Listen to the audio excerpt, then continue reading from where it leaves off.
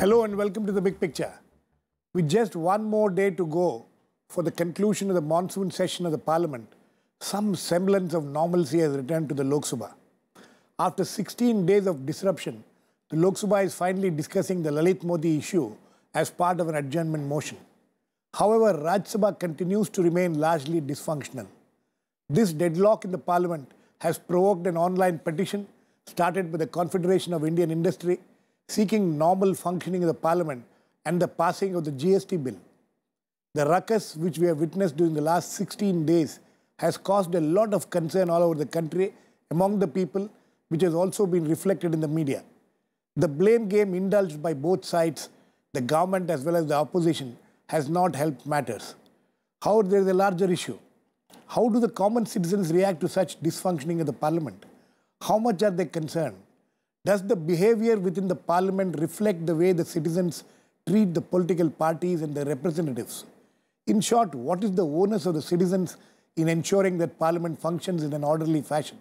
Or do they not have any onus? We will discuss all this today with Ashok Tandon, senior journalist, who was also the media advisor to former Prime Minister Atal Bihari Vajpayee, Kiran Mazumdar, chairman and managing director of Biocon, who has also signed on the online CII-led petition, on the phone line from Bangalore, Anjali Bharadwaj, Secretary National Campaign for People's Right to Information, and Vinod Sharma, political editor of the Hindustan Times. Welcome to all of you. Ms. Kiran Mazumdar, why did you sign this petition?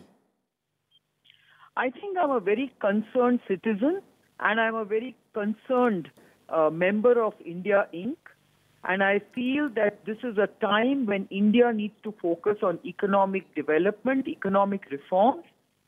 And when I saw that this was not happening, that everything was being derailed in a way that was unacceptable, I felt it was very important for us to speak up. Was this the first time? This is certainly not the first time that we have witnessed this kind of incidents in the Parliament. This has been going on for several years.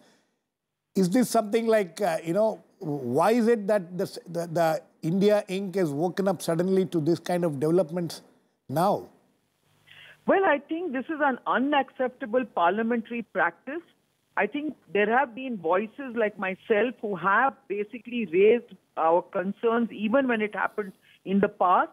And I think we have, raised our voices even against BJP when it was in the opposition and disrupted parliament. This is not a case of, trying to justify one action against the other in a kind of a tit-for-tat kind of approach. I think this is a time where the national interests have to be put on above everything else. And I believe that this is also a time when you can see that when you are saying that normalcy is returning because now time is being allocated to discuss other issues, why wasn't this done earlier? Why can't you allocate separate time for discussing non-economic issues? And why don't you make sure that there is adequate time given for economic legislation? So your concern is basically the GST which has got stalled. From what I have read in the petition, the only specific issue which you people have mentioned is the GST. Is that the major concern of the petitioners and the people who have signed the petition? No. I think GST is a key issue, but there are many other issues that also need to be discussed in Parliament. Parliament is there to legislate. Parliament is there for parliamentarians to discuss, debate and legislate on important policies. Parliament should not be hijacked and derailed by just discussing only scams and other issues, which of course need to be discussed, but that should be in a separate time slot. Okay, please stay on. I'll come back to you. Vinod, how do you react to this? Well, first of all, I will say that I am a strong votary of Parliament functioning. I think parliamentary form of governance is the best form of governance, despite its downsides, which is currently agitating India Inc. You see, may I say with all respect that if you are going to discuss a constitutional amendment bill, as important as the GST, which has definitive implications for the Indian economy, for the sharing of revenues, the wealth that is generated between the center and the states, then the primary responsibility of ensuring an equilibrium in the House rests with the government. Now, it's very difficult in a democracy to de-link, as is being suggested by Ms. Shaw, that you have to have a separate time slot for discussing scams and you must have a separate time slot for legislating. It's very difficult because in Parliament, every single representative, there have been occasions in the past where assurances have been given by leaders of political parties represented in the House, in the Business Advisory Committee, that they will have a sensible discussion on a given issue. But when the House assembles, the members at times take a position which is in contravention of what the leaders have promised in the Business Advisory Committee. I quite agree that we can't have this spectre of drought after drought by way of legislation making in the House, be it the previous House or be it the current House. But you see, the Prime Minister has to make sure that his government is accountable to Parliament. And what does accountability mean? That you have to answer questions in Parliament which are raised. The executive has to be accountable to Parliament. Now, if there are questions being raised in Parliament, there is a responsibility of the Prime Minister, especially when these questions relate to the External Affairs Minister. No, Vinod, it is the Prime Minister alone who can answer. No, we are looking at a larger issue now. Let us not... What I'm saying is that why the logjam? You see, you have to go into the genesis of it. Exactly, why the logjam? And this logjam, is just 16 days of Anjali. We're looking at it from the citizens' point of view. Because, political parties react to the way their voters react. And do you see some kind of a complacency on part of the citizens, on part of the voters when these things happen? Because a few days there's this hullabaloo happening. People, on the social media and in conversations will say, oh, what is happening? And then everything is forgotten. I think that it's a very, very concerning trend. And in fact, we've been saying it for a very long time, not just right now. We've been saying it even in the previous dispensation, that this is a zero-sum game. What the NDA did, and it was a very successful ploy which they adopted, which was disruptions in Parliament. And when it is rolled out so successfully, I think it is bound to be emulated.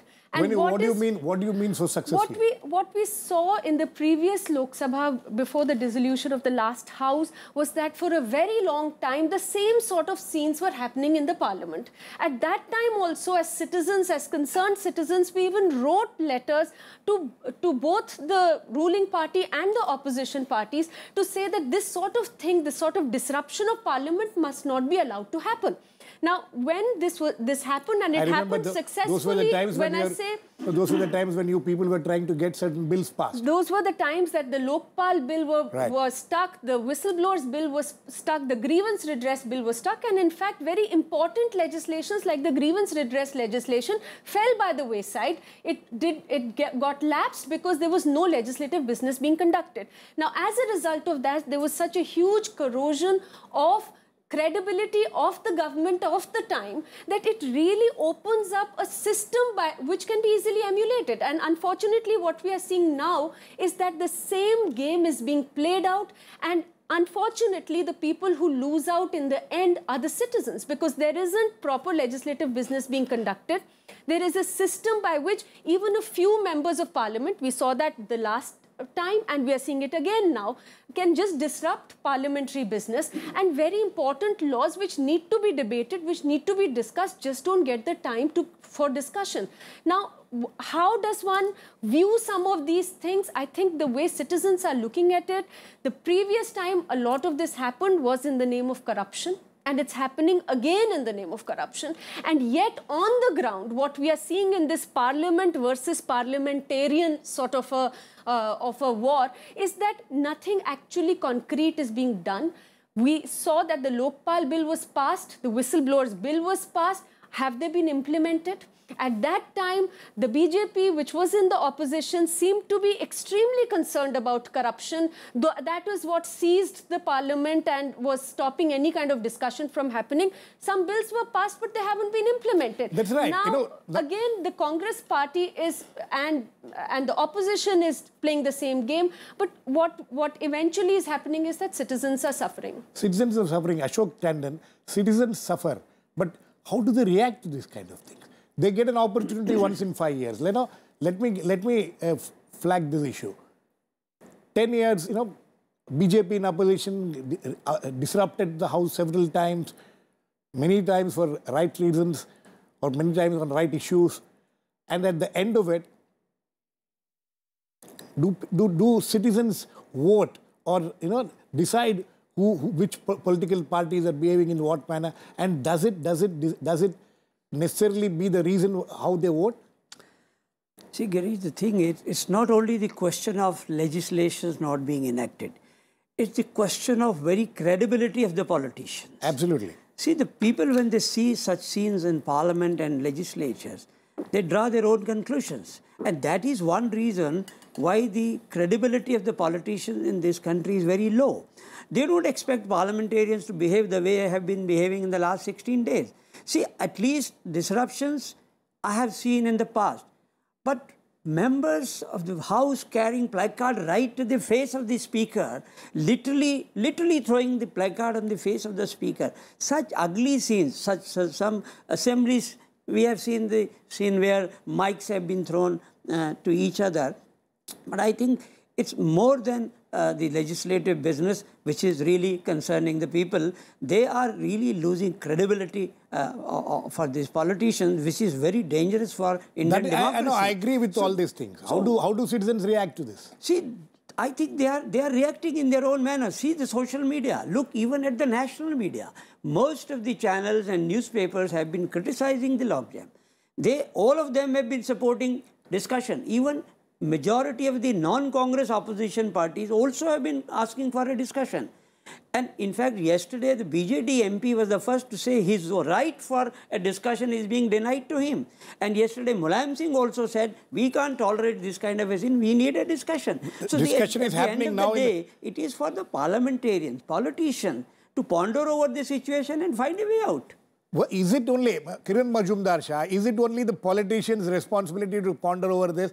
Now, how should citizens react to this kind of behavior by the political parties and things like that? Do you think that it matters at all when people go out to vote? Absolutely. I think this kind of lack of decorum shown in the parliament is of grave concern. I totally agree that we need to basically make sure that citizens are able to express their views on how they want parliament to function. It almost appears as if the parliamentarians are only concerned about their votes and vote bank, and that they are not at all interested in the larger interest of the economic development, which is really about creating jobs and, ensuring that there is good economic progress.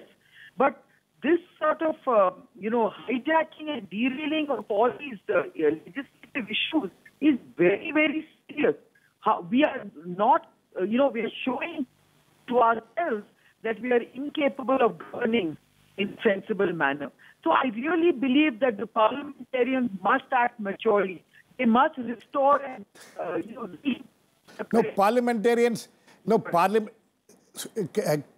Ms. Shah, parliamentarians maturing and all, it's fine.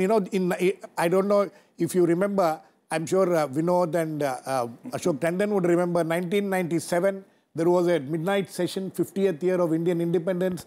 All the political parties sat and, took a pledge.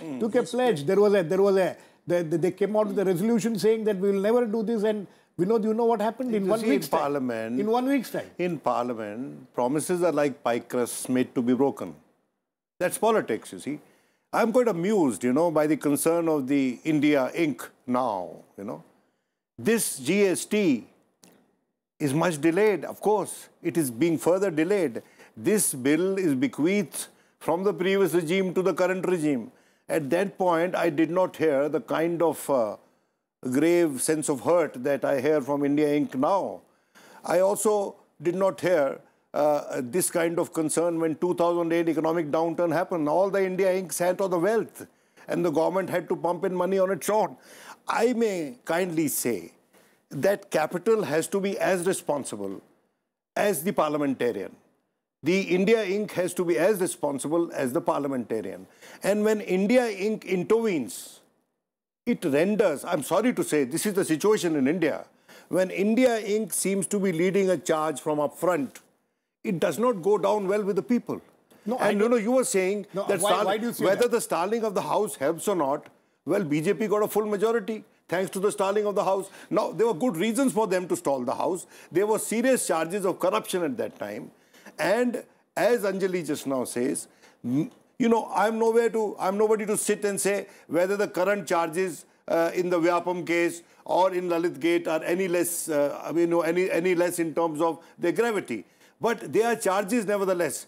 Indian politics will never come of age unless Indian politics recognizes that conflict of interest, that is a major thing, and they have to be accountable, and that they should not only have to be fair, they also have to come across as fair. No, that's right. That is important. No, that's absolutely right. But Anjali, in fact, I want all three of you to, and I also want Ms. Shah to see. Here was a party, as Vinod was pointing out, and you also, in your earlier thing, you said the BJP, for instance, was in the opposition 10 years. Held up the House for several days and several sessions after session. And then it came out with a majority of its own. Now, why shouldn't the Congress think that this is the way to get back to power? Isn't that, where do the citizens, the voters stand in this? No, this is exactly what I said, which is why I called it a zero-sum game, because in opposition, it thinks that by stalling parliament, by stalling sessions, it can sort of, make a point, and it says that it is a legitimate way of dissent in a parliamentary system, and does it as successfully as the BJP did at that time. Exactly. And then it is bound to be emulated. And like we've heard, they have come up with a thumping majority. So unfortunately, we don't seem to see where citizens are responding in a negative way to people stalling parliament. And what we are seeing again now is that the current opposition parties, the Congress party and the others, are actually following the same example. And the problem is, however, that the important legislations on which people are waiting to hear things. The whistleblowers law, I come back to it because we've just heard mention of the Vyapam case. There are any number of whistleblowers who've been killed in the Vyapam case. And how can this be separated? I'm also taking objection to the fact that we say that let economic business happen and not other stuff, because all of this is somewhere very, very deeply linked. We are talking about the Vyapam case where whistleblowers are being bumped off constantly. The law is not being implemented because there are amendments, and there are amendments to dilute the law by the government. So should there not be a debate on the floor of the House? Is that not critical as well? But what we are just seeing is that there is completely no semblance of any kind of debate, any discussion that is happening, because there is a tit for tat that's happening in the parliament. Right. And finally, it's the credibility of the parliament as an institution that is getting eroded, and people have a problem because none of the legislation... People have a problem, but what do they do about it? That's the question. May I say one more thing? In the 2G, the hand of the India Inc. was as much in the bin as that of people who were in the government. What has India Inc. done about that? What resolution has India Inc. passed that henceforth fair practices will be implemented, and if any business house is found with its hand in the bin or is found bribing the political class or the ministers or other people, that some action would be taken. What action, they have to decide. But we don't hear these voices from India Inc. Kiran Shah, will you respond to that?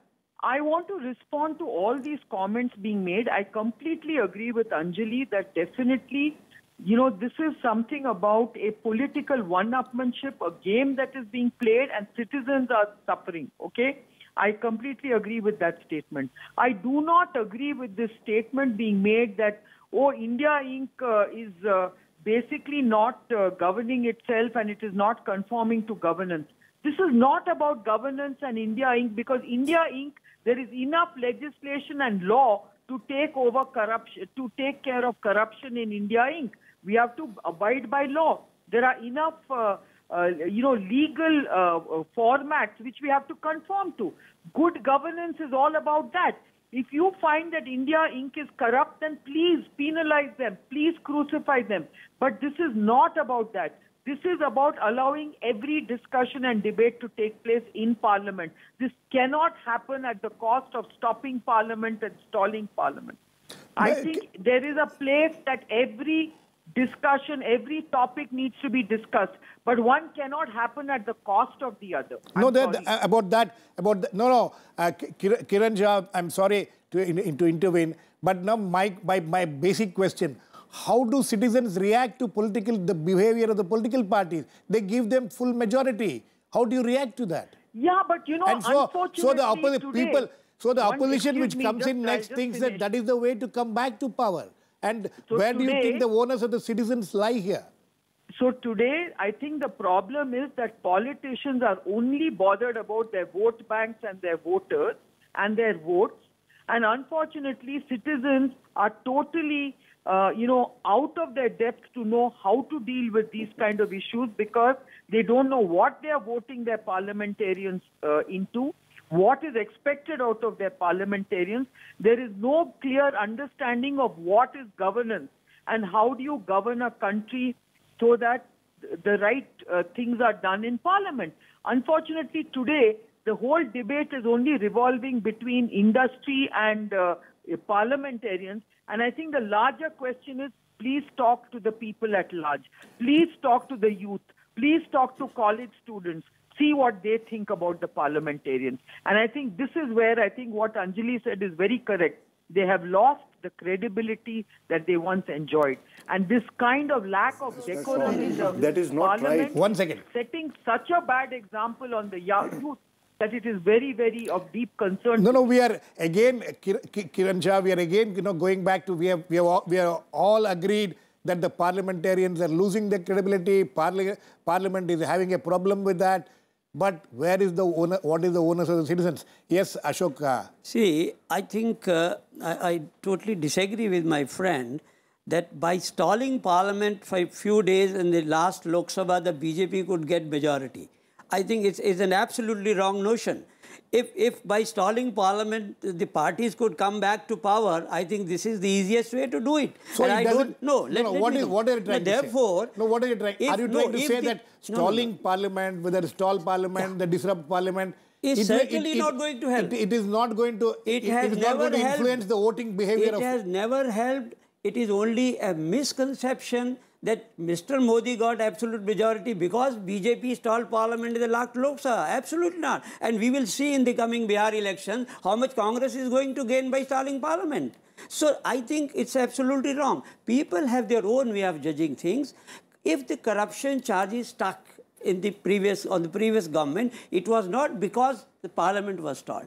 So therefore, people have their own way of judging the parliamentarian, judging the political parties also. And therefore, if any political party feels that by stalling Parliament, they can win the confidence of people, they're absolutely wrong. Yes, and people will reply in their own way, the way they reply. Exactly. But it is not that if you stall Parliament, we will vote for you or you will get vote. I think it's an absolutely wrong notion. Okay, yes. Well, you see, what Ashokji says, there's part truth in that. There was part truth on what Aya and Anjali said, You see, we have been told time immemorial, and Parliament has been stalled. There hasn't been any house since independence where Parliament has not been stalled. Stalling Parliament is a legitimate parliamentary instrumentality. Now, the question is that to what extent do you use it, and whether you use it at the expense of legislative business. Yes, indeed, it was a steep fall in the credibility of the UPA. That was a major factor in its defeat at the elections. But it was also a fact that Mr. Narendra Modi came as a paragon of pro-business, pro-employment and pro-other things, Now, the tactics of the current opposition is similar to the tactics of the previous opposition. previous opposition showed the Manmohan Singh government as dysfunctional and weak by stalling parliament, by blocking legislation. That is what the is same being legislation which they are now saying is the best thing to happen to Indian economy that could happen to the Indian economy. That, you know, and so much of made of the land bill. 4 ordinances, unprecedented in the history of India. And now you are rolling it back. Now, may I say with all the respect and responsibility, that first of all, I think that every single segment of the Indian society has a right to lobby, has a right to state its point of view. But Indian Parliament cannot seem to be functioning under the pressure of India Incorporate. It cannot, because that is not democracy. No, but that is okay. But I'm sure that India Inc. also is part of the citizenship. Yeah, it is. Of course, they have a right. Sure they have a right to. But they are the ones who can mount a campaign, which I and you cannot as poor voters, you know. Excuse me, I think every stakeholder has a right to, opine on this matter. If there is another lobby, please let them also have a signature. Absolutely. Campaign. Is there another? But I think every stakeholder has a right to say what they want. Absolutely. I don't think anybody can take away that right. But Anjali, is there another lobby which will take up these issues now? You know, in a manner in which the India Inc. has taken, they may have taken it for their own, you know, to ensure that their own interests are taken care of, which is fine. But ordinary citizens, is there a citizen's voice which will tell the parliamentarians, which will tell both the government and the opposition that this is not the way to function? Because tomorrow the parliament session will end. After 3 days, everybody will forget about it. I don't think that there isn't another lobby that is talking about it. I think there are citizens across the board who are, there are movements, there are campaigns that are constantly doing it. India Incorporated might have done it now, but look at the land bill, for example. There have been successive ordinances, and I think people have taken to the streets to really protest against that, because what we want to see is a functioning, healthy parliament. We want discussion, debate to happen in parliament. We want the parliament to function and pass laws. Let me say, Girish, that even the last time in the previous Lok Sabha, when parliament was not functioning, for law, corruption, to land rights, to all the other bills for physically handicapped and so on, the first thing that people were protesting and saying was, let the parliament function. We want these bills to come through the parliament. If nothing happens for years, then people said, please bring in an ordinance which we immediately want to be taken up on the floor of the House. Okay. Even now, people are really protesting. They don't want an ordinance, Raj, and I think that that's a very dangerous practice against which will destroy parliamentary democracy. Anjali, but I want to ask you a question. Was India Inc. for Lokpal? Was India Inc. for the land bill as it existed earlier? Was it? Was India Inc. supportive of the Lokpal? Into an India Inc. Sorry, this is not about just India. No, I'm just raising a point, Ms. Shaw. I mean, I'm just surprised that the way India Inc. is being proactive in this case. I wanted to know what was the position ever expressed by India Inc. on Lokayukta. What was the position ever expressed on India Inc. on the previous land bill, which has now been reverted to status quo ante. India Inc. was campaigning against these legislations. I'm sorry. It is a fact. I'm sorry, India Inc. doesn't have to keep, talking about every single issue. We will take up what we are interested in. No, you are not taking up loudly, you are taking up quietly. Okay, she has a point. They will take up issues on which they are concerned. Ashok, very quick last words to you. How much do you think the citizens' movement should be there? You think that the citizens' movement can be there to ensure that politicians come back to and ensure that parliament functions Certainly, properly? it should be. And I think it is already there. See, the public opinion is built by the media. And look at the way media has been handling this issue in the last 16 days, criticizing the logjam. How much money is being lost, taxpayer money, taxpayers' money. And surprisingly, I also felt ashamed when the Bhutanese parliamentary delegation was sitting in the lobby.